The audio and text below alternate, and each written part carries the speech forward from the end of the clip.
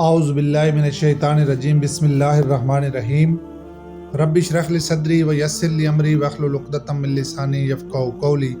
السلام علیکم ورحمۃ اللہ وبرکاتہ۔ اللہ تبارک و تعالیٰ کے فضل اور توفیق سے سورہ البقرہ کی آیت نمبر 124 تک اردو میں ترجمہ اور تفسیر پڑھی تھی۔ اللہ تعالیٰ سے دعا ہے کہ وہ ہمیں اپنا کلام سیکھنے، سمجھنے، اس پر عمل کرنے کی توفیق عطا فرمائے۔ آیت نمبر 124 کا کچھ حصہ رہ گیا تھا۔ حضرت ابراہیم علیہ السلام کا ذکر چل رہا تھا کہ اللہ تعالیٰ نے فرمایا کہ ہم نے ابراہیم علیہ السلام کو آزمایا۔ وَإِذِ ابْتَلَىٰ إِبْرَاهِيمَ رَبُّهُ، اور یاد کرو جب ابراہیم کو اس کے رب نے آزمایا، بِكَلِمَاتٍ، چند کلمات کے ذریعے سے۔ تو وہ ہم نے پڑھا تھا کہ اللہ تعالیٰ نے مختلف امتحانات میں حضرت ابراہیم علیہ السلام کو آزمایا، تو ابراہیم علیہ السلام کسی امتحان میں بھی دبکے نہیں، کہیں پر بھی آپ پس و پیش نہیں ہوئے۔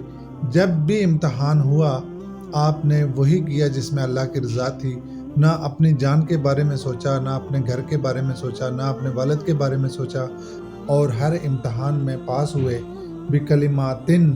تو اللہ تعالیٰ نے ان چیزوں سے حضرت ابراہیم علیہ السلام کو آزمایا۔